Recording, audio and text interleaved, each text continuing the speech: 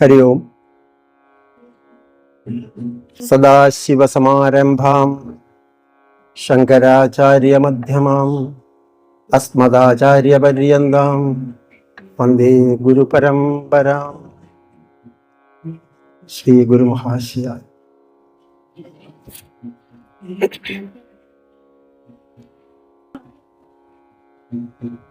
പ്രിയമുള്ള എല്ലാ സാധകരുടെയും പാദപത്മങ്ങളിൽ ഗുരുദാസിന്റെ വിനീത പ്രണാമം. ഇന്ന് ഇവിടെ ഒരു ആനന്ദം നിറഞ്ഞിരിക്കുകയാണ്. അപ്പോൾ കഴിഞ്ഞ 3 മാസമായി ആനന്ദമില്ലായിരുന്നു എന്ന് നമ്മൾ ചോദിക്കാം. പ്രത്യക്ഷത്തിൽ തന്നെ ആ ആനന്ദത്തിന്റെ ഒഴുക്കാണ് ഇന്ന് നമ്മൾ ഇവിടെ കാണുന്നത്. സന്തോഷം സന്താപത്തിന് വഴിമാറുമ്പോൾ ആനന്ദം പരമാനന്ദത്തിന് വഴിമാറും എന്നാണ്. കഴിഞ്ഞ 3 മാസവുമായി നമ്മൾ പിന്തുടർന്നു വന്ന ആനന്ദം ഇന്ന് പരമാനന്ദത്തിലേക്ക് വഴിതെളിച്ചിരിക്കുന്നു. എന്തായിരുന്നോ ആനന്ദം, ആ ആനന്ദം തിരിച്ചു വന്നിരിക്കുന്നു എന്ന് അമ്മമാർ പറയുമ്പോൾ, ഉള്ള ആനന്ദം പരമാനന്ദമായി മാറി എന്ന് നമ്മൾ പറയുമ്പോൾ, തീർച്ചയായും ആ ധ്യാന ഗുരുവിന്റെ മഹാഗുരുവിന്റെ പാദപത്മങ്ങളിൽ നമുക്കേവർക്കും ഒരുമിച്ച് ഒരിക്കൽ കൂടി പ്രണമിക്കാം. ആ പാദുകങ്ങളുടെ പ്രണാമം നമ്മളെ പിന്തുടർന്നുകൊണ്ട് ആ പാദങ്ങളിൽ നമുക്ക് ഒന്നുകൂടി പിന്തുടർന്നു പോകാം എന്ന് ഓർമ്മിപ്പിച്ചുകൊണ്ട്, കഴിഞ്ഞ 3 മാസം നമുക്ക് ഓരോരുത്തർക്കും ഓരോ അനുഭവം ഉണ്ടായി. ഗുരുദാസിന്റെ സ്വഭാവം അനുസരിച്ച് കാശിയിൽ പോയാൽ അവിടെ എന്തെങ്കിലും നമുക്ക് വേണ്ടപ്പെട്ടതൊന്ന് ഉപേക്ഷിക്കണം എന്നാണ് നിയമം. അതേപോലെ എല്ലാ മാസവും സത്സംഗത്തിന് ഗുരുമഠത്തിൽ വരുമ്പോൾ അവിടെ എന്തെങ്കിലും ഒന്ന് ഉപേക്ഷിക്കുന്ന സ്വഭാവം കുറെ കാലമായി ഗുരുദാസിനുണ്ട്. ഇതുവരെയും നമ്മൾ വീട്ടിൽ ചെല്ലുമ്പോഴോ അല്ലെങ്കിൽ ഇവിടെ നിന്ന് ഇറങ്ങാൻ നേരത്തോ ആ സാധനം എന്താണെന്നെങ്കിലും നമ്മൾ ഓർമ്മിപ്പിക്കുമായിരുന്നു.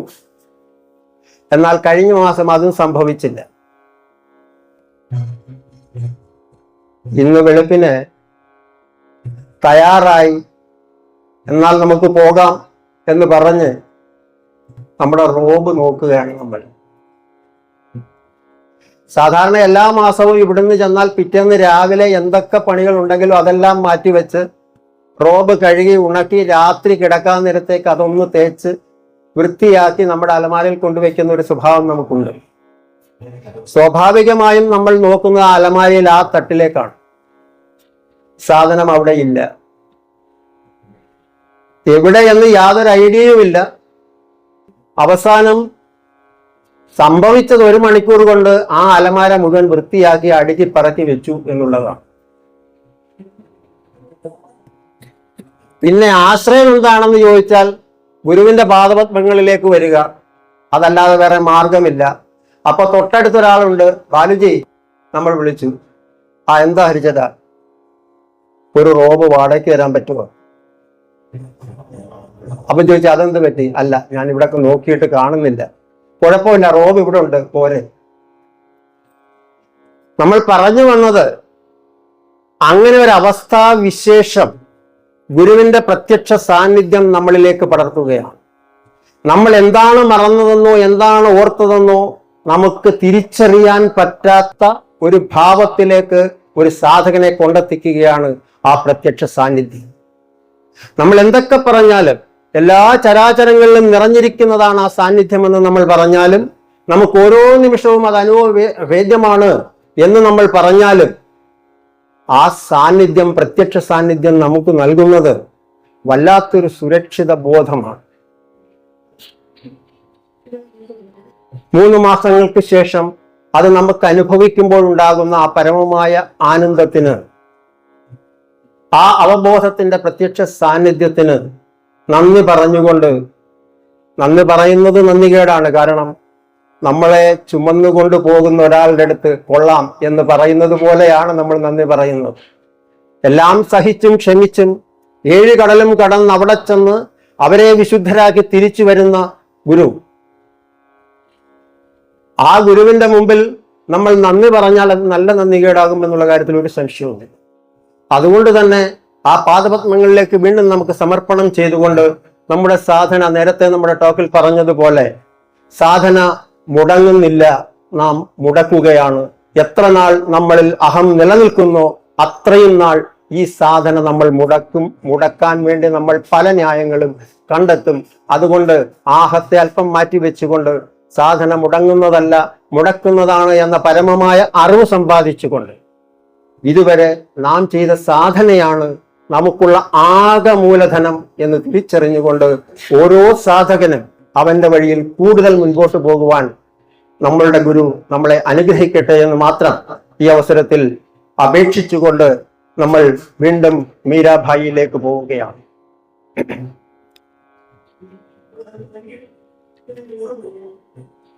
ലഗി മോഹി രാം കുമാരി, രാമന്റെ പരമമായ ഭക്തി ലഹരി എന്നെ ബാധിച്ചിരിക്കുന്നു എന്നാണ് പദാനുപദമായി നമ്മൾ എടുക്കുമ്പോൾ നമുക്ക് കിട്ടുന്ന അർത്ഥം. എല്ലാ പ്രാവശ്യവും കൃഷ്ണനെ പിടിക്കുന്ന മീര ഇന്ന് എന്തുകൊണ്ടാണ് രാമനെ പിടിച്ചത് എന്നൊരു ചോദ്യം നമ്മൾ സ്വാഭാവികമായി ചോദിക്കും. അതിൻ്റെ ഉത്തരം നമ്മളുടെ ഈ മീരയുടെ കവിതയുടെ അവസാനത്തിൽ നമുക്ക് എത്തിച്ചേരാൻ കഴിയും. അതിന് ഗുരു നമ്മളെ തുണയ്ക്കട്ടെ എന്ന് അപേക്ഷിച്ചുകൊണ്ട് ആ കവിതയിലേക്ക് നമ്മൾ കിടക്കുകയാണ്. എനിക്ക് രാമന്റെ ലഹരി പിടിച്ചിരിക്കുന്നു. റീം ശിം ബർസേ മേഹട്ട് ഭീജെ തൻസാരി ചാഹും ദീശൈ ദമക്കെ ദാവനി ഗരിജൈ ധൻഭാരി. ചാറ്റൽ മഴ പെയ്തിറങ്ങുകയാണ്. കാർമേഘം ഉരുണ്ടുകൂടുകയാണ്. ഇടിമുഴക്കങ്ങൾ ചുറ്റും നിറയുകയാണ്.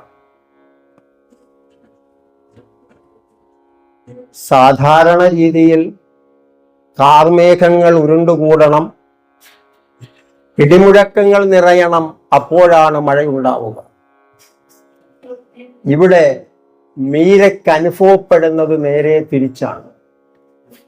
സകല സംവിധാനങ്ങളെയും മീര ഉള്ളിൽ തകർക്കുകയാണ്. നിലനിൽക്കുന്ന സകല സംവിധാനങ്ങളെയും മീര ഉള്ളിൽ തകർക്കുകയാണ്. എന്തൊക്കെയാണ് നമ്മുടെ സംവിധാനങ്ങൾ? ഏറ്റവും ലളിതമായ ഒരു കാര്യം നമ്മൾ ശ്രദ്ധിച്ചാൽ, നമ്മളൊരു നിലവിളക്ക് കൊളുത്തി വെക്കുന്നു എന്ന് നമ്മൾ ഊഹിക്കുക. നിലവിളക്ക് കൊളുത്തി വെക്കുമ്പോൾ ഒരു 10,000 ന്യായങ്ങൾ നമ്മൾ പറയും. ഒരു തിരിയിടാൻ പാടില്ല, ഒരു തിരി കത്തിച്ചാൽ ദുരിതമാണ്, 2 തിരി കത്തിക്കണം, അത് കരിന്തിരി ഇടാൻ പാടില്ല, എരിഞ്ഞ തിരി വീണ്ടും കത്തിക്കാൻ പാടില്ല, കിഴക്കോട്ടും പടിഞ്ഞാറത്തുമാകണം, തെക്കോട്ടും വടക്കോട്ടുമാകരുത്. ഇങ്ങനെ ഒരുപാട് നിഷ്കർഷതകൾ നമ്മൾ അതിലേക്ക് നിറയ്ക്കും. ഇങ്ങനെയുള്ള നിഷ്കർഷതകളുടെ ഒരു യോഗമാണ് ശരിക്കും ഈ ഭൗതിക ലോകം. നിർഭാഗ്യവശാൽ സനാതനധർമ്മം പിന്തുടർന്നു വരുന്നവർ പോലും ഇങ്ങനെയുള്ള ചില ചില്ലറ അന്ധവിശ്വാസങ്ങളിലേക്ക് കൂടി അധപ്പതിക്കുന്നു എന്നുള്ളതാണ് ഏറ്റവും നല്ലത്. അങ്ങനെ ഒരു സംശയം നമ്മളുടെ ഗുരുവിനോട് നമ്മൾ ചോദിച്ചാൽ ഗുരു പറയും, എന്നാൽ പിന്നെ ഒരു സാധനാ ലാമ്പങ്ങ് കത്തിച്ചു വെച്ചുകൂടെ. സാധനാ ലാമ്പിന്റെ പ്രത്യേകത എന്താണ്? ഒരേ ഒരു ദീപമേ ഉള്ളൂ. കിഴക്കോട്ടല്ല, പടിഞ്ഞാട്ടല്ല, തെക്കോട്ടല്ല, വടക്കോട്ടല്ല, നേരെ മുകളിലേക്കേ അത് കത്തി നിൽക്കും. എത്ര സംശയങ്ങളാണ് ഒരു ചെറിയ ഉത്തരം കൊണ്ട് ഗുരു നമുക്കില്ലാതാക്കി തരുന്നത്. ഇതേപോലെയാണ് നമ്മുടെ സാധനാ ലൈഫിലും. ഇവിടെ ആ ഉന്മാദാവസ്ഥയിൽ മീര സകലതും മറക്കുകയാണ്. സകലതും എന്താണ് ഇവിടെ നടക്കുന്നത് എന്ന് പോലും അറിയാതെ ആ ലഹരിയിൽ മീര ആനന്ദ നൃത്തമാടുകയാണ്. അങ്ങനെയുള്ള ആനന്ദ നൃത്തത്തിൽ മീരയെ സംബന്ധിച്ച് മീരയുടെ ഇപ്പോഴത്തെ മനോതലം അല്ലെങ്കിൽ മനസ്ഥിതി. ഇത് രണ്ടും പരസ്പര പൂരകങ്ങളാണ്. അത് വെച്ച് നമ്മൾ മീരയുടെ ആ അവസ്ഥയെ ഒന്ന് നിരീക്ഷിച്ചാൽ നമുക്ക് ഒരു കാര്യം മനസ്സിലാകും. ബാലരാമപുരത്ത് ഗുരുദാസ് നിൽക്കുമ്പോൾ ഒരാൾ ചോദിക്കുന്നു, നിങ്ങൾ എവിടെയാണ് നിൽക്കുന്നത്? ഞാൻ ബാലരാമപുരത്താണ്, എന്റെ ഗുരുമഠത്തിലാണ് എന്നാണ് എന്റെ മറുപടി. നേരെ തിരുവനന്തപുരം സിറ്റിയിൽ ചെന്നുകൊണ്ട് അതേ ആൾ എന്നോട് ചോദിക്കുകയാണ്, നിങ്ങൾ ഇപ്പോൾ എവിടെയാണ് നിൽക്കുന്നത്? ഞാൻ ബാലരാമപുരത്താണ് നിൽക്കുന്നത്. ഞാൻ കേരളം വിട്ട് മറ്റൊരു സംസ്ഥാനത്ത് നിന്നാൽ ഞാൻ ഒരിക്കലും ഇത് പറയില്ല, ഞാൻ നിൽക്കുന്നത് ബാലരാമപുരത്താണ്. മറിച്ച് എന്നോട് ചോദിക്കുന്ന ആ ചോദ്യത്തിന് എനിക്കുള്ള ഉത്തരം ഞാൻ കേരളത്തിലാണ് നിൽക്കുന്നത് എന്നാണ്. എന്നാൽ ആ രാജ്യത്ത് നിന്നുകൂടി വിട്ട് നമ്മുടെ ഈ ഭൂമിയുടെ പുറത്തേക്ക് നമ്മൾ ചരിക്കുമ്പോൾ അവിടെ നിന്ന് അതേ ചോദ്യം നമ്മളോട് ചോദിക്കുകയാണെങ്കിൽ നമുക്ക് ഭൂമിയിലാണ് നിൽക്കേണ്ടത് എന്ന് പറയേണ്ടി വരും.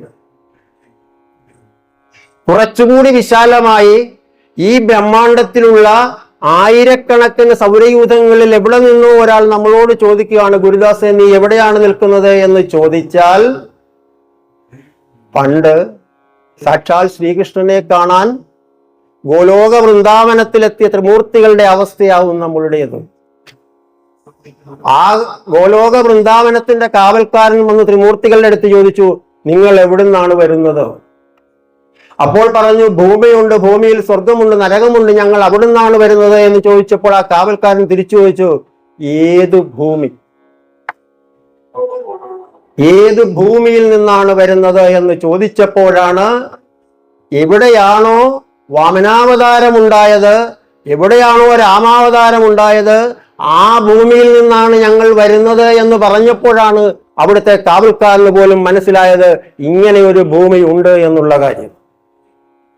സാധനയുടെ അങ്ങേ തലയ്ക്കൽ നമുക്കൊന്നും സങ്കല്പിക്കാൻ പറ്റാത്തതിന്റെ അഹം എന്ന് പറയുന്നത്, അഹം ബ്രഹ്മാസ്മിയിലെത്തിച്ച ഭക്തമീര ഈ ചാറ്റൽ മഴയിൽ, ചാറ്റൽ മഴ എന്ന് പറയുമ്പോൾ സാധനയുടെ വർഷമാണ്, ഭഗവാനെ തൊട്ടതിന്റെ വർഷമാണ് മീരയിലേക്ക് അങ്ങനെ ഒരു ചാറ്റൽ മഴയുടെ സുഖസ്പർശമായി പെയ്തിറങ്ങുന്നത്. കാണുന്ന കാർമേഘങ്ങളിലെല്ലാം തന്റെ കൃഷ്ണന്റെ കാർവർണം കാണുകയാണ് മീര. ഇടിമുഴക്കങ്ങളെല്ലാം അദ്ദേഹത്തിനൊരുക്കുന്ന ഭേരികളാണെന്ന് തിരിച്ചറിയുകയാണ് മീര. അങ്ങനെയുള്ള മീര ഇങ്ങനെ പറയുന്നു, ഞാൻ നനയുകയാണ് ആ ഭക്തി വർഷത്തിൽ, ആ സാധനാ വർഷത്തിൽ. ആ പ്രാദേശിക സത്യത്തിൽ നിന്നും പ്രാപഞ്ചിക സത്യത്തിലേക്കുള്ള സാധനാ യാത്രയിൽ മീര നിൽക്കുന്നത് എവിടെയാണ് എന്ന് നമുക്ക് സങ്കല്പിക്കുവാൻ പോലും കഴിയില്ല. നിൽക്കുന്ന സംവിധാനങ്ങളെ മുഴുവൻ തകർത്ത് അതിനതീതയായി മീര നമ്മളുടെ മുമ്പിൽ നിൽക്കുകയാണ്. അങ്ങനെയുള്ള കാർമേഘങ്ങൾ, ഇടിമുഴക്കങ്ങൾ, ഈ പേറ്റിൽ നിന്നും നമ്മൾ അടുത്ത ഒരു ലൈനിലേക്ക് കടക്കുകയാണ്. എല്ലാ സാധകന്റെ ഉള്ളിലും ആത്മഭാഷണം നടക്കാറുണ്ട്. എന്തുകൊണ്ടാണ് ആത്മഭാഷണം? ഭാഷണം, ഭാഷണം, ആത്മഭാഷണം എന്നാണ് ഉത്തരം. അതായത് ഒരു സാധകന്റെ മനസ്സിൽ നിന്നും മനസ്സിനോട് അവൻ ചോദിക്കുന്നതിന്റെ ഉത്തരം മനസ്സിനപ്പുറമുള്ള ആത്മാവിൽ നിന്ന് കിട്ടുമ്പോഴാണ് ആ ഭാഷണം ആത്മഭാഷണമായി മാറുന്നത്. ഒരിക്കൽ കണ്ണൻ രാധയോട് ചോദിച്ചു, ഉത്തമ പ്രേമം എന്നാൽ എന്താണ്? രാധ പറഞ്ഞു, ഉത്തമ പ്രേമം എന്ന് പറഞ്ഞാൽ എൻ്റെ കണ്ണൻ തന്നെയാണ്. അപ്പോ കണ്ണൻ ചിരിച്ചുകൊണ്ട് ചോദിച്ചു, അതെങ്ങനെ മനസ്സിലായി? ഉത്തമ പ്രേമം നിന്റെ കണ്ണൻ തന്നെയാണെന്ന് രാധേ നിനക്ക് എങ്ങനെ മനസ്സിലായി എന്ന് ചോദിച്ചു. അപ്പോൾ പറഞ്ഞു, ഞാൻ ധരിച്ച പ്രേമത്തെ അങ്ങിരട്ടിയാക്കി, അതാണ് എൻ്റെ അനുഭവ സത്യം. ഞാൻ ധരിച്ച പ്രേമത്തെ അങ്ങിരട്ടിയാക്കി എനിക്ക് തിരിച്ചു തന്നു എന്നുള്ളതാണ് എൻ്റെ അനുഭവ സത്യം എന്ന് പറയുമ്പോൾ ശരിക്കും പൊളിച്ചടുക്കലാണ് അവിടെ ഭഗവാൻ ചെയ്യുന്നത്. പ്രേമത്തെപ്പറ്റി എനിക്ക് എന്തായിരുന്നു അറിവുണ്ടായിരുന്നത്, എൻ്റെ വീക്ഷണം എന്തായിരുന്നോ അതിനെ മുഴുവൻ പൊളിച്ചടുക്കി ഇതാണ് പ്രേമം എന്ന് കൊടുക്കുന്നതെന്തോ അത് ഇരട്ടിയായി തിരിച്ചു തരുന്ന രണ്ടല്ലാത്ത ഒന്നാണ് ആ പ്രേമം, പ്രണയം എന്ന് ഭഗവാൻ തിരിച്ചു പറയുന്നു. തിരിച്ചു പറയുമ്പോൾ ആ പൊളിച്ചെടുക്കലിൽ രാധ കണ്ണനിലെ പ്രേമം കണ്ടെത്തുന്നു. കണ്ണൻ തന്നെ പ്രേമമാണെന്ന് തിരിച്ചറിയുന്നു. രണ്ട് കാര്യങ്ങളുണ്ട് ഇവിടെ. ഒന്ന്, കണ്ണനിലെ പ്രേമം കണ്ടെത്തുന്ന സാധകന് അവന്റെ മനോനിലയിൽ കൂടിയാണ് സഞ്ചരിക്കുന്നത്. കണ്ണനാണ് പ്രേമം എന്ന് തിരിച്ചറിയുന്ന സാധകൻ അവന്റെ അവബോധത്തിലാണ് നിലനിൽക്കുന്നത്. അവൻ എപ്പോഴും സംസാരിക്കുന്നത് അങ്ങനെയുള്ള അവബോധത്തോടു കൂടിയായിരിക്കും. ആ അവബോധത്തോടായിരിക്കും അവൻ സംസാരിക്കുക. അങ്ങനെയാണ് ഭക്തമീരയും ഈ ചെറിയ വരികൾ എഴുതുന്നത്. മഴയും കാർമേഘവും ഇടിമിന്നലും എല്ലാം ഭഗവാനാണ്, ഭഗവാന്റെ അവബോധത്തിന്റെ പ്രത്യക്ഷ രൂപങ്ങളാണ് എന്ന് തിരിച്ചറിയുകയാണ് മീര. സദ്ഗുരു ഭേദ് ബദായ ഖോലി ഭ്രമക്കി വാടി സബ് ഘട്ട് ദിശൈ ആത്മാ സബ് ഹി സുമ്യാരി. ആ അവസ്ഥയിലേക്ക് പരിവർത്തനം ചെയ്യപ്പെട്ട മീരയുടെ മുമ്പിൽ ഏതവസ്ഥയിലേക്ക്? തൻ്റെ മനോതലത്തിൽ നിന്നും തൻ്റെ അവബോധ തലത്തിലേക്ക് പരിണാമം ചെയ്യപ്പെട്ട മീരയുടെ മുമ്പിൽ അവബോധത്തോട് അവബോധം സംസാരിക്കുമ്പോഴുള്ള പരമമായ അവസ്ഥയിൽ ഗുരു മീരയുടെ മുമ്പിൽ പ്രത്യക്ഷപ്പെടുന്നു. പ്രത്യക്ഷപ്പെട്ട് ആ പ്രപഞ്ച സത്യം ഗുരു മനസ്സിലാക്കി കൊടുക്കുകയാണ്. ആ രഹസ്യം സദ്ഗുരു മീരയ്ക്ക് മനസ്സിലാക്കി കൊടുക്കുന്നു, വെളിപ്പെടുത്തി കൊടുക്കുന്നു. അങ്ങനെ വെളിപ്പെടുത്തി കൊടുക്കുമ്പോൾ മൊത്തം ആശയക്കുഴപ്പമാണ് ഉണ്ടാകുന്നത് എന്നതാണ് മറ്റൊരു കാര്യം. അതായത് എപ്പോഴും ബോധം എപ്പോഴും ആ അവബോധ തലത്തിൽ നിന്നാണ് വെളിപ്പെടുത്തലുകൾ നടത്തുന്നത് എന്ന്. ബോധം അവബോധത്തോടെ സംസാരിക്കുമ്പോൾ ആത്മഭാഷണം നടക്കുന്നു എങ്കിൽ നമ്മൾ എപ്പോഴും മനോതലത്തിൽ നിന്നുകൊണ്ട് സ്വാഭാവികമായി നമ്മൾ പ്രതികരിക്കുമ്പോൾ, നമ്മൾ ഭാഷണം നടക്കുമ്പോൾ ആശയക്കുഴപ്പം ഉണ്ടാകുന്നു എന്നുള്ളതാണ്. അങ്ങനെ മനോതലം മാറണം അഥവാ മനസ്ഥിതി മാറണം എന്ന് പറയുമ്പോൾ നമ്മുടെ ബോധതലങ്ങളുടെ വ്യത്യാസമനുസരിച്ച് നമ്മുടെ മനസ്ഥിതിയും മാറിക്കൊണ്ടിരിക്കണം. അതാണ് ശരിക്കും മനസ് നിരന്തരം അവബോധവുമായി സത്സംഗം ചെയ്യണം. അതാണ് രാധയും ചെയ്തുകൊണ്ടിരിക്കുന്നത്. നിരന്തര സമർപ്പണമാണ് രാധ, നിരന്തര സത്സംഗമാണ് രാധ. ഭഗവാനോട് എന്ത് രാധ പറഞ്ഞാലും, കണ്ണൻ രാധയോട് എന്തു പറഞ്ഞാലും അതെല്ലാം സത്സംഗങ്ങളായി മാറുന്ന ബോധവും അവബോധവും തമ്മിലുള്ള ഭാഷണമാണ് ആത്മഭാഷണം. അങ്ങനെ രാധ നമ്മുടെ അവസ്ഥ. ഒരിക്കൽ രാധ കണ്ണനോട് ചോദിക്കുന്നു, കണ്ണൻ രാധയോട് പറയുന്നു, ഒരു കഥ പറഞ്ഞു തരണം. കണ്ണൻ രാധയോട് പറഞ്ഞു, എനിക്കൊരു കഥ പറഞ്ഞു തരും. രാധ പറഞ്ഞു, ഒന്നല്ല 1000 കഥകൾ ഞാൻ പറഞ്ഞു തരാം. അങ്ങനെ കഥ പറയാൻ ആരംഭിച്ചു. കഥ പറയാൻ ആരംഭിച്ചപ്പോ കണ്ണൻ 1000 കഥ പറഞ്ഞ രാധയുടെ കഥയിൽ എപ്പോഴും നായകൻ കണ്ണൻ മാത്രമായിരുന്നു. അപ്പോ കണ്ണൻ പറഞ്ഞു, അത് പറ്റില്ല, രാധയും കൂടിയുള്ള കഥ ആണ് എനിക്ക് കേൾക്കേണ്ടത്.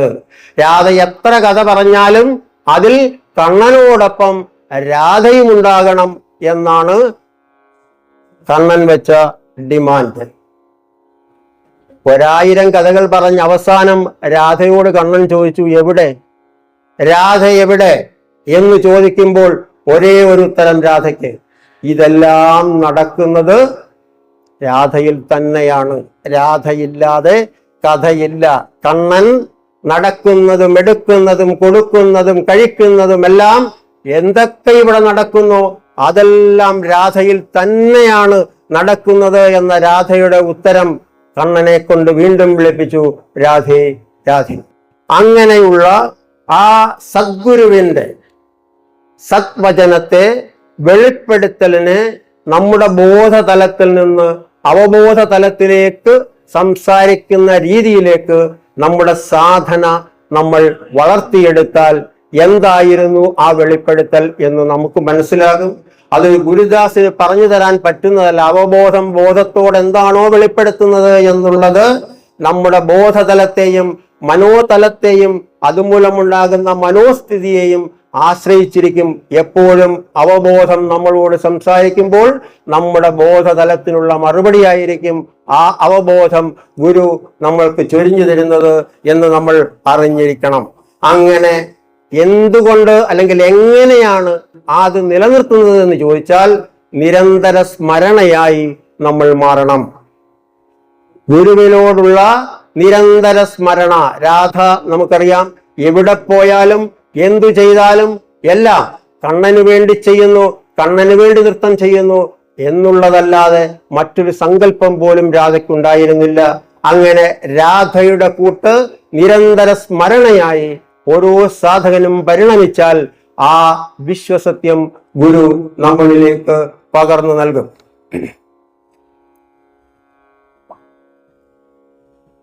ദീപക്ജാവും ജ്ഞാനക്ക ചാതും അങ്ക് അഠാരി മീര ദാസി രാംകി ചരൺ ബലിഹാരി.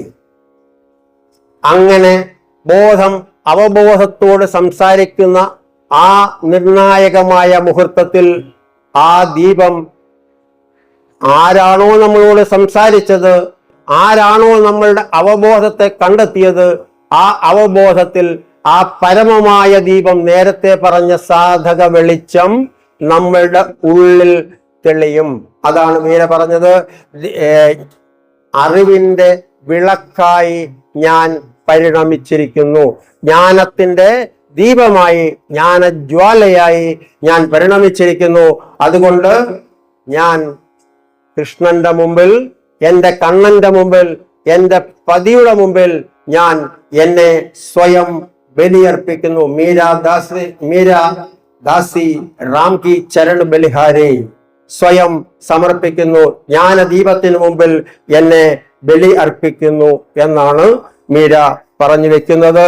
തീർച്ചയായും സാധകന് ഈ വഴിയിലേക്ക് എത്താൻ ഒരു ചെറിയ കഥ കൂടി പറഞ്ഞ് നമുക്ക് അവസാനിപ്പിക്കാം. രണ്ട് താപസ ശ്രേഷ്ഠർ ഒരിക്കൽ ബ്രഹ്മാവിനെ തപസ് ചെയ്തു. ഒരാൾ ആൽമര ചുവട്ടിലിരുന്നാണ് തപസ് ചെയ്തത്, മറ്റൊരാൾ പുള്ളിമര ചുവട്ടിലിരുന്നാണ് തപസ് ചെയ്തത്. ആലിന്റെ ഓരോ ഇല കൊഴിയുന്നതും ഇദ്ദേഹത്തിന്റെ ഓരോ ജന്മമായിരുന്നു. ഓരോ ജന്മങ്ങളും കൊഴിഞ്ഞു വീണുകൊണ്ടിരുന്നു. എത്ര ജന്മം കൊഴിഞ്ഞു വീണു എന്ന് അദ്ദേഹത്തിന് അറിയില്ല. അതേപോലെ പുളിമരത്തിൽ നിന്നും ശരത്കാലമാകുമ്പോൾ ഇലകൾ കൊഴിഞ്ഞുകൊണ്ടേയിരുന്നു. അവസാനം ബ്രഹ്മാവ് രണ്ടുപേരുടെയും മുമ്പിൽ പ്രത്യക്ഷപ്പെട്ടു. ആൽമര ചുവട്ടിലിരുന്ന താപസ ശ്രേഷ്ഠനോട് ബ്രഹ്മാവ് പറഞ്ഞു, നാം നിന്നിൽ പ്രസീതനായിരിക്കുന്നു. എന്തു വരമാണ് നിനക്ക് ചോദിക്കാനുള്ളത്? ഈ മഹർഷീശ്വരൻ പറഞ്ഞു, എനിക്ക് മോക്ഷം കിട്ടണം. എനിക്ക് മോക്ഷം കിട്ടണമെന്ന് മാത്രമല്ല, എപ്പോഴാണ് എനിക്ക് മോക്ഷം കിട്ടുക? പെട്ടെന്ന് പരംപിതാവിന്റെ ഉത്തരം വന്നു, ഈ ആലിന്റെ ഇലകളെല്ലാം കൊഴിഞ്ഞു വീഴുന്നത് എത്ര ജന്മങ്ങൾ കഴിയുമ്പോഴാണോ അത്രയും ജന്മങ്ങൾ കഴിഞ്ഞാൽ നിനക്ക് മോക്ഷമാണ് ഫലം. പറഞ്ഞ് ബ്രഹ്മാവ് അങ്ങ് പോയി. ഈ താപസരൻ ആലോചിച്ചു, ഒരു ശിഖരത്തിലെ പോലും ഇല എണ്ണാൻ എനിക്ക് കഴിയുന്നില്ല. അങ്ങനെയുള്ള എത്ര ശിഖരങ്ങളാണ് ഈ ആലിലുള്ളത്? ആ ശിഖരങ്ങളിൽ എത്ര പത്രങ്ങളുണ്ട്? ഇതെല്ലാം കൊഴിഞ്ഞു വീഴുമ്പോൾ എത്ര ജന്മങ്ങൾ എൻ്റെ കഴിഞ്ഞുകൂടണം? അപ്പോ മോക്ഷമോ? ഈ പരിപാടിക്ക് ഞാനില്ല, ഈ പരിപാടിക്ക് ഞാനില്ല. ഞാൻ എൻ്റെ വഴി നോക്കുകയാണ്. ഉള്ള ജന്മം നേരെ ജീവിച്ച് ഞാൻ അങ്ങ് പൊക്കോളാം. പുള്ളി എഴുന്നേറ്റ് പോയി. പുളിമരച്ചുവട്ടിലിരുന്ന ആളുടെ അടുത്ത് വന്നും ബ്രഹ്മാവ് ഇതേ ചോദ്യം ചോദിച്ചു, അദ്ദേഹത്തോട് ചോദിച്ചു, നാം നിന്നിൽ സംപ്രീതനായിരിക്കുന്നു, എന്തു വരമാണ് വേണ്ടുന്നത്? അദ്ദേഹവും പറഞ്ഞു, എനിക്ക് മോക്ഷം കിട്ടണം. അതേ ഉത്തരം ബ്രഹ്മാവ് അദ്ദേഹത്തോടും പറഞ്ഞു. ഈ പുളിയിലെ ഇലകൾ കൊഴിഞ്ഞു കൊഴിഞ്ഞു വീണ് ഒരു ഇല പോലും ഇല്ലാതാകണം, അത്രയും ജന്മങ്ങൾ കഴിഞ്ഞാൽ നിനക്ക് മോക്ഷം. തൊഴുകൈയോടെ ഇദ്ദേഹം ബ്രഹ്മാവിന്റെ പാദങ്ങളിൽ പ്രണമിച്ചു. ബ്രഹ്മാവ് സ്ഥലം വിട്ടു. പുള്ളിക്ക് വളരെ സന്തോഷമായി. കാരണം ഈ പുളിയില എത്രയുണ്ടെന്ന് നമുക്ക് എണ്ണി തീർക്കാം. ഓരോ ഇല പറിച്ച് അതിന്റെ ചെറിയ ഇലകൾ ഓരോന്ന് പറിച്ചാൽ ഈ പുളിയില എത്രയുണ്ടെന്ന് ക്ഷമയോടുകൂടി നമുക്ക് എണ്ണി തീർക്കാൻ പറ്റും. അപ്പോ എനിക്ക് എത്ര ജന്മങ്ങൾ കഴിഞ്ഞാണ് മോക്ഷമുണ്ടാകുക എന്നതിന് എനിക്ക് ഒരു ഉറപ്പ് ലഭിച്ചു. അപ്പൊ എനിക്ക് മോക്ഷമുണ്ട് തീർച്ചയായിട്ടും. അതുകൊണ്ട് മാതിപിതാവേ, അങ്ങയോട് ഞാൻ വീണ്ടും അങ്ങയുടെ പാദസമർപ്പണം ചെയ്യുന്നു എന്ന് ആ മനുഷ്യൻ പറഞ്ഞു. ഒരു നിമിഷം കൊണ്ട് അദ്ദേഹത്തിന് മോക്ഷം കിട്ടി. ആ ഒരൊറ്റ നിമിഷം കൊണ്ട് അദ്ദേഹത്തിന് മോക്ഷം കിട്ടി. അദ്ദേഹത്തിന്റെ മുമ്പിൽ ഈ ജന്മങ്ങളെല്ലാം ആ ഒരൊറ്റ വീക്ഷണം കൊണ്ട് ഒഴിഞ്ഞു വീണു. ഉടൻ തന്നെ ബ്രഹ്മാവ് അദ്ദേഹത്തിന് മോക്ഷവും നൽകി. മോക്ഷമാകാൻ, മോക്ഷിതനാകാൻ നാം ക്ഷമയോടെ കാത്തിരിക്കണം. ക്ഷമയോടെ കാത്തിരുന്നാൽ എത്ര ജന്മങ്ങൾ നമ്മൾ കഴിഞ്ഞാലും ആ ജന്മങ്ങളിൽ എവിടെയോ മോക്ഷമുണ്ട് എന്ന ഉറപ്പ് സാധനാ ഗുരുവിൽ നിന്നും ധ്യാന ഗുരുവിൽ നിന്നും നമ്മൾ ഏറ്റെടുത്താൽ, ഉറപ്പിച്ചാൽ, പിന്നെ ജന്മങ്ങളെല്ലാം പുളിയില കൊഴിയുന്ന ലാഘവത്തോടെ കൊഴിഞ്ഞു പോകും. അവന്റെ സാധനാ ലോകത്തിൽ പൂർണ്ണമായി ആമഗ്നനാവും. അവന് ജന്മാന്തരങ്ങൾ അവനെ ബാധിക്കുന്നതേയില്ല. ഈ പരമമായ വീക്ഷണം ആ സാധകനിൽ, ആ താപസ ശ്രേഷ്ഠൻ ഉറച്ചപ്പോൾ ഈ ജന്മങ്ങളുടെ എല്ലാം പിതാവായ ബ്രഹ്മാവ് ഒരു നിമിഷം കൊണ്ട് അവന് മോക്ഷിതനാക്കി മാറ്റി എന്നുള്ളതാണ്. സാധകനും ഇതുതന്നെയല്ലേ വേണ്ടത്? ഇതുതന്നെയല്ലേ സാധകൻ ചെയ്യേണ്ടത്? നമ്മൾ എന്താണ് അന്വേഷിക്കുന്നത്? നമ്മൾ മോക്ഷമാണ് അന്വേഷിക്കുന്നത് എന്ന് നമ്മൾ പറയുമ്പോൾ മോക്ഷത്തിന് നമ്മളുടെ വീക്ഷണം എന്താണ് എന്ന് കൂടി നമ്മൾ അറിഞ്ഞിരിക്കണം. ഓരോ പ്രവൃത്തിയിലും നമ്മൾ ഗുരുവിനെ കാണാൻ ശ്രമിച്ചാൽ, ആ അവബോധത്തെ കാണാൻ ശ്രമിച്ചാൽ തീർച്ചയായും ജന്മങ്ങൾ നമ്മളുടെ മുന്നിൽ നിന്ന് കൊഴിഞ്ഞു പോകുന്നതും അറിയുകയേ ഇല്ല. അതുകൊണ്ട് പുളിയില കൊഴിയുന്ന പുളിയിലയുടെ എണ്ണം ആലിലയുടെ എണ്ണത്തിന്റെ എത്രയോ ഇരട്ടിയാണ്. ആ യാത്രയുടെ അന്തരം അല്ലെങ്കിൽ അതിന്റെ നീളത്തെ കുറിച്ച് ആലോചിക്കാതെ തനിക്ക് മോക്ഷമുണ്ട് എന്ന് ഉറപ്പ് ലഭിച്ചപ്പോൾ തന്നെ ആ ഗുരുവിന്റെ, ആ പരംപിതാവിന്റെ പാദങ്ങളിലേക്ക് സമർപ്പണം ചെയ്യാൻ കാണിച്ച വലിയ വീക്ഷണത്തിന് മുമ്പിൽ പരംപിതാവ് പോലും തലകുനിച്ചു, ഉടൻ മോക്ഷിതനായി. അപ്പോൾ നാം ഈ ചെറിയ ജന്മം വെച്ചുള്ള കളിയാണ് ഗുരുവിനോട് പറയുന്നത്. നമുക്ക് മോക്ഷം വേണം, നമ്മൾ ആഗ്രഹിക്കുന്നതൊന്നും കിട്ടുന്നില്ല. ഗുരു നമ്മുടെ മുന്നിൽ പ്രത്യക്ഷനായി നമുക്ക് വേണ്ടി സേവനം ചെയ്യുമ്പോഴും നമ്മൾ ധാർഷ്ട്യത്തോടെ നമ്മുടെ അഹത്തെ പൊന്തിച്ച് നമ്മൾ നിർത്തും. കാരണം നമ്മൾ ഉണ്ടായത് കൊണ്ടാണ് ഗുരു നമ്മുടെ മുമ്പിൽ വന്നത് എന്ന് നാം ധരിക്കും. നമ്മുടെ അഹത്തിൽ നമ്മൾ ജീവിക്കും. ഓർത്തിരിക്കുക, ഗുരുവിന്റെ എടുത്തു പറയാൻ ഈ ഗുരുദാസ് ആഗ്രഹിക്കുന്നു. 10ഓളം വർഷങ്ങൾക്ക് മുമ്പ് ഗുരുവിന്റെ ദയ കൊണ്ട് ഈ അടിയന്റെ ദാസന്റെ ഇല്ലത്ത് ഒരു വർഷം ഗുരു എത്തി. ഒരേ ഒരു വർഷം എന്ന് പറയുമ്പോ ഒരു മാസം ഒരിക്കൽ സത്സംഗം, വെറും 1 മണിക്കൂർ സത്സംഗം, അരമണിക്കൂർ അല്ലാതെയുള്ള കാര്യങ്ങൾ.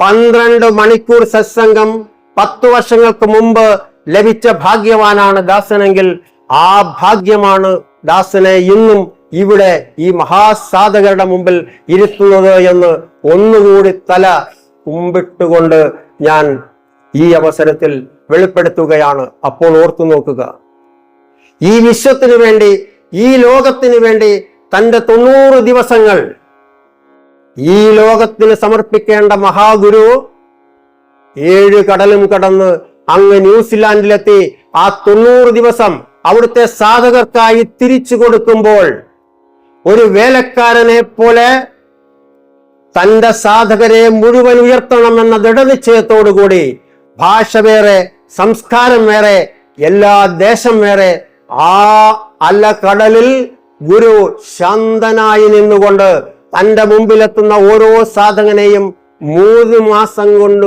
100 മണിക്കൂർ, ചെറുതല്ല, അത് ആലോചിച്ച് നോക്കുക. 90 ദിവസം കൊണ്ട് 100 മണിക്കൂർ എന്ന് പറയുമ്പോൾ ഒരു ദിവസം കൊണ്ട് 1 മണിക്കൂറിലധികം സത്സംഗം എടുത്തു എന്നാണ് അതിന്റെ അർത്ഥം. 3 മാസം കൊണ്ട് 100-ലധികം സത്സംഗം എടുത്ത് ഗുരു അവരെ തന്റെ വഴിയിലേക്കെന്നല്ലോ, അവന്റെ വഴിയിലേക്ക് ഗുരു അവരെ തെളിക്കുകയാണ്. അവർ എത്ര ഭാഗ്യം ചെയ്തവരാണ് എന്ന് നമ്മൾ ആലോചിക്കണം. എത്ര ഭാഗ്യം ചെയ്തവരാണ്. അത്രയും ആ 7 കടലിനക്കരെ താമസമാക്കിയ നമ്മുടെ സാധകരെന്ന് നമ്മൾ ആലോചിക്കണം. ദേശ വ്യത്യാസം, ഭാഷ വ്യത്യാസം, മനോവ്യത്യാസം എല്ലാമുള്ള ആ ഓരോ സാധകനും എത്രമാത്രം ധന്യരാണ് എന്ന് നമ്മൾ ആലോചിക്കണം. ആ കൂട്ടത്തിൽ നമ്മൾ ഒന്നുകൂടി ആലോചിക്കണം. ഗുരുവിന്റെ വിശേഷപ്പെട്ട 100 മണിക്കൂറുകൾ തങ്ങൾക്കായി കനിഞ്ഞു നൽകുമ്പോൾ അതിൽ എത്ര നിമിഷങ്ങൾ നമ്മൾ ഗുരുവിനോടൊപ്പം ജീവിച്ചു എന്നുള്ളത് പരമമായ സത്യമായി മാറണം. ആ 100 മണിക്കൂറിൽ 100 മണിക്കൂർ എന്ന് പറയുമ്പോൾ 60,000 മിനിറ്റുകളിൽ നമ്മൾ എത്ര മിനിറ്റുകൾ, എത്ര നിമിഷങ്ങൾ ആ ഗുരുവിന്റെ പാദം പിന്തുടർന്നു എന്ന് സ്വയം വിമർശനാത്മകമായി ഓരോ സാധകനും ചിന്തിക്കുമ്പോഴാണ് ആ വീണു കിട്ടിയ അവസരത്തിന്റെ വില എന്തായിരുന്നു എന്നവന് മനസ്സിലാകുന്നത്. അവസരങ്ങൾ ഒരിക്കലും തിരിച്ചു വരില്ല എന്ന നഗ്നസത്യത്തെ ഓരോ സാധകനും ബോധ്യപ്പെടണം.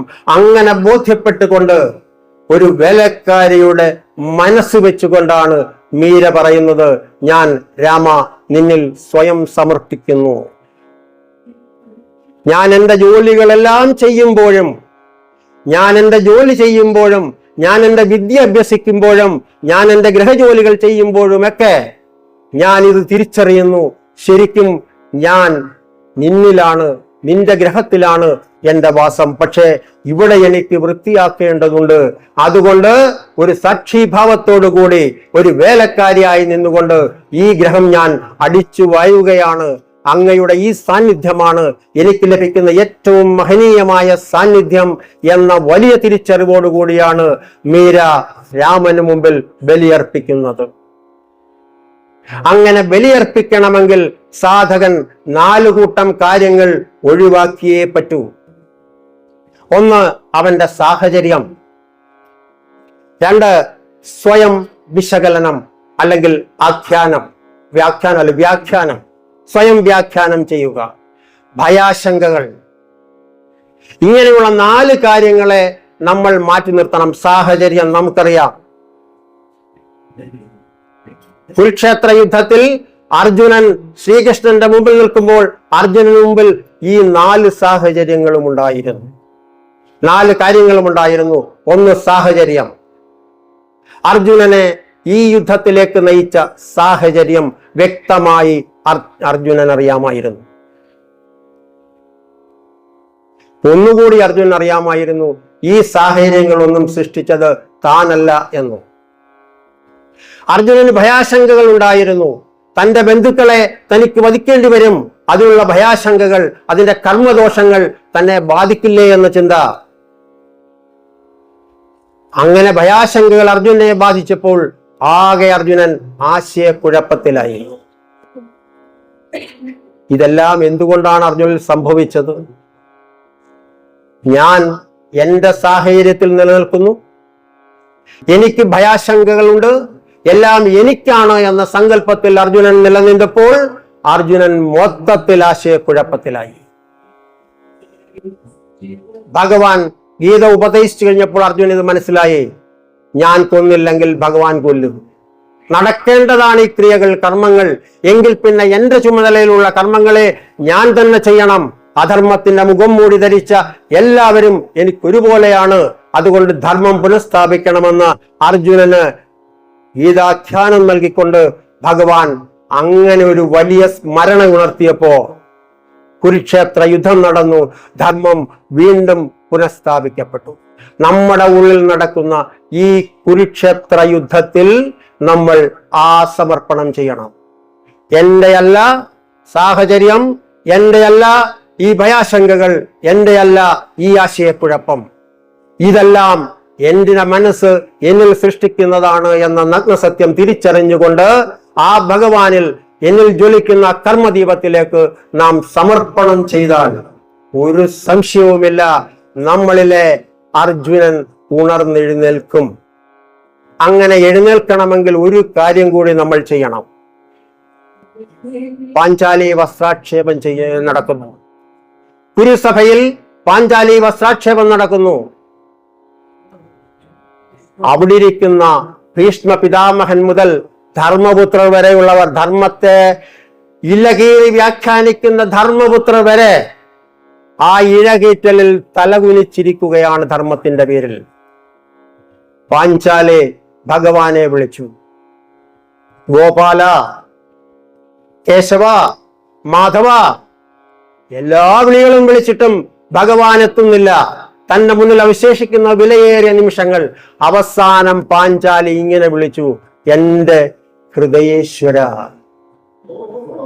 ആ നിമിഷം ഭഗവാൻ പ്രത്യക്ഷപ്പെട്ടു. പ്രത്യക്ഷപ്പെട്ടുകൊണ്ട് ലോകത്തിൽ ഇന്നോളം ഉണ്ടായിട്ടുള്ള അത്ഭുതം, ഒരു സ്ത്രീയുടെ പാതിവൃത്യം ഹനിക്കപ്പെടാതിരിക്കാൻ സ്വന്തം ചേല നൽകി ഭഗവാൻ അവരെ സംരക്ഷിക്കുകയാണ് പാഞ്ചാലിയെ. ഇതെല്ലാം കഴിഞ്ഞ് അവസരം കിട്ടിയപ്പോ പാഞ്ചാലി കൃഷ്ണനോട് ചോദിച്ചു, കൃഷ്ണ, ഞാൻ കുറെ വിളിച്ചതല്ലേ, ഞാൻ ഗോപാല എന്ന് വിളിച്ചു, കേശവ എന്ന് വിളിച്ചു, അങ്ങനെ രാധേയാന്ന് വിളിച്ചു, അങ്ങനെ എന്തൊക്കെ ഞാൻ വിളിച്ചു, എന്തേ അങ്ങ് വന്നില്ല? അവൻ പറഞ്ഞു, പാഞ്ചാലി, നീ എന്നെ ഗോപാല എന്ന് വിളിച്ചപ്പോ എനിക്ക് ഗോക്കളെ അടിച്ചു കെട്ടണം, അവർക്ക് വെള്ളം കൊടുക്കണം, എന്റെ കർമ്മപ്രാരാബ്ദം കൂടി, അത് കഴിയാതെ എനിക്ക് വരാൻ പറ്റില്ല. നീ ഗോവർദ്ധന എന്നെ വിളിച്ചാൽ ഗോവർദ്ധനത്തെ ഉദ്ധാരണം ചെയ്യണം, ആ കർമ്മം ഞാൻ ചെയ്യേണ്ടി വന്നു. അങ്ങനെ ഓരോന്നും വിളിച്ച് നീ എന്നെ വീണ്ടും കർമ്മങ്ങളുടെ ചുഴിയിലേക്കിട്ടു. അപ്പൊ ചോദിച്ചു, എന്നാ പിന്നെ ഹൃദയേശ്വര എന്ന് വിളിച്ചപ്പോഴെന്താ വന്നത്? അത് എളുപ്പമല്ലേ, നിന്റെ ഹൃദയത്തിൽ ഇരിക്കല്ലേ ഞാൻ, ഇങ്ങോട്ടൊന്ന് ഇറങ്ങിയാ പോരെ? ഞാൻ ഇറങ്ങി വന്നു. നമ്മളും വിളിക്കണം. നമ്മുടെ ഗുരുവിനെ കണ്ണടച്ച് നമ്മൾ ഹൃദയത്തിലേറ്റിക്കൊണ്ട് ഹൃദയേശ്വര എന്ന് പ്രണയപൂർവം ജപിച്ചാൽ ഒരു സംശയവും വേണ്ട, അദ്ദേഹം നമ്മുടെ മുന്നിലേക്ക് വരും. നമ്മുടെ ഈ അവസ്ഥാന്തരങ്ങളിലൂടെ നമ്മൾ അനുഭവിക്കുന്ന എല്ലാ വസ്ത്രാക്ഷേപങ്ങൾക്കും മറുപടി നൽകിക്കൊണ്ട് ആ പീതവർണ്ണം ചുറ്റി നമ്മളെ മോക്ഷപ്രാപ്തനാക്കും. അപ്പോൾ നമുക്കെല്ലാവർക്കും ഒരുമിച്ച് വിളിക്കാം, ഹൃദയേശ്വര. ആ വിളി ഈ ലോകത്തിൽ മുഴുവൻ ഉണരട്ടെ. ആ ഉണർവിൽ ഓരോ സാധകനും മോക്ഷിതനാകാൻ കഴിയട്ടെ എന്ന് ഹൃദയപൂർവ്വം പ്രാർത്ഥിച്ചുകൊണ്ട് ആ നിത്യപ്രണയത്തിന് മുമ്പിൽ, അവബോധത്തിന് മുമ്പിൽ ഒന്നുകൂടി ബോധവാനാകാൻ ശ്രമിച്ചുകൊണ്ട് ഗുരുദാസ് വിരമിക്കുന്നു. ഹരി ഓം, നന്ദി, നമസ്കാരം.